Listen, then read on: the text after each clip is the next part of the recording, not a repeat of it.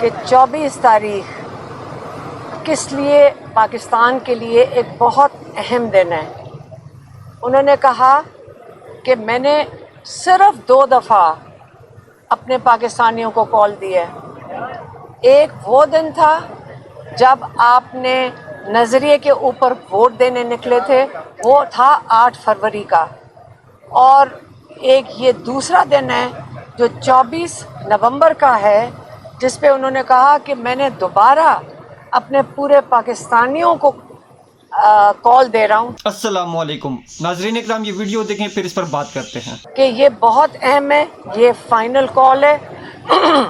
یہ وہ دن ہے جس دن آپ 8 فروری کو آپ نکلے تھے اپنے حق کے لیے، آپ ایک نظریے پہ نکلے تھے۔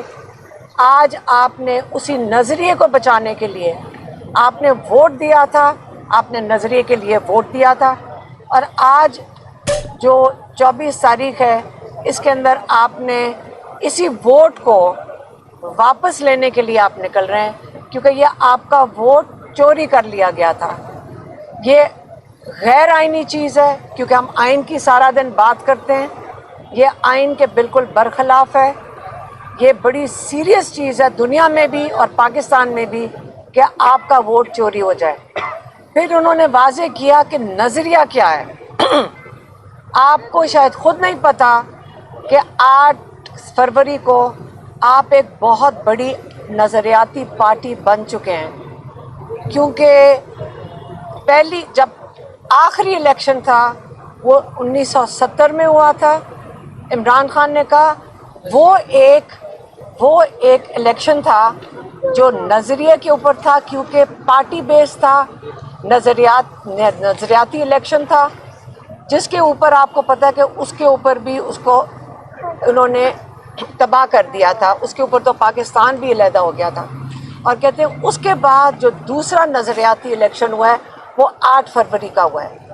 انہوں نے یہ بھی کہا، انہوں نے آج میڈیا کو بھی بتایا کہ 1985 میں انہوں نے نان پارٹی الیکشن جب ضیاء الحق نے کرایا تو اس نے نظریے کو تباہ کر دیا تھا، اور ادھر سے الیکٹیبلز کی سیاست شروع ہوئی تھی۔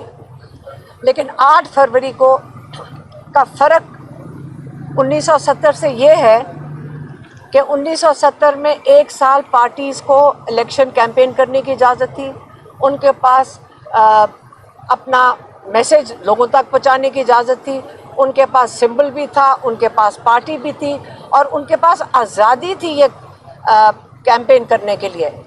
لیکن 8 فروری کو یہ سارا کچھ لے لیا گیا، اور ہماری قوم، جس پہ ہمیں فخر ہونا چاہیے کہ پوری دنیا میں ایسا الیکشن، جب سے الیکشن کا سسٹم شروع ہوا ہے کوئی نہیں بتا سکتا، یہ پورا دنیا میں ایسا کبھی الیکشن نہیں ہوا کہ بغیر پارٹی سمبل کے، بغیر کینڈیڈیٹ کے لوگوں نے صرف اور خالصاً ایک نظریے کے لیے آ کر اپنا ووٹ ڈالا ہے۔ اب آپ اپنے اوپر بھی فخر کریں، لیکن یہ جو نظریاتی لوگ ہوتے ہیں ان کی جنگ اتنی جلدی ختم نہیں ہوتی۔ آپ نے پاکستان کے لیے، پاکستان کا فخر ہے، آپ نے 24 کو نکل کر یہی نظریے کے لیے آپ نے ووٹ ڈالا، اس کے لیے آپ نے احتجاج جو ریکارڈ کرانا ہے، اس کا یہ نہیں مقصد کہ آپ کسی کے توڑ پھوڑ کے لیے جا رہے ہیں، آپ صرف ایک پرامن احتجاج کر رہے ہیں، آپ کا آئینی حق ہے، آپ نے اس دن کے لیے ضرور نکلنا ہے۔ عمران خان نے یہ بھی بتایا کہ آج علی امین گنڈاپور اور بیرسٹر گوہر ان کے پاس آئے تھے، انہوں نے پہلے ان کو بریف کیا 24 نومبر کی تیاریوں کے اوپر، اور انہوں نے یہ بھی بتایا کہ علی امین گنڈاپور بہت خوش تھے کہ ان کی توقعات سے زیادہ بہتر تیاریاں ہو رہی ہیں، اور انشاءاللہ کے پی سے بہت لوگ اور بہت بڑا قافلہ اسلام آباد انشاءاللہ پہنچیں گے 24 تاریخ کو۔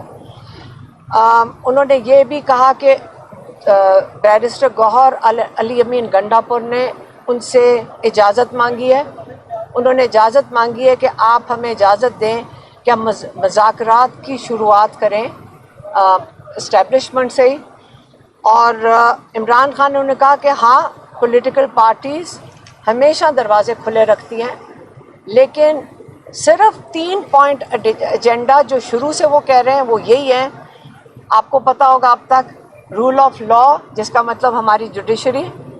دوسرا جو ہمارا لوگوں کا، ہمارا سب کا جو ووٹ چوری ہوا ہے اس کے لیے بات کر سکتے ہیں کہ اس کی واپسی ہونی چاہیے، کیونکہ الیکشن کمیشن کے پاس ساری پٹیشنز گئی ہوئی ہیں اور ان کے جو جائز ہے پٹیشنز ان کے اوپر فیصلہ ہونا چاہیے. دوسرا اور تیسرا جو ناحق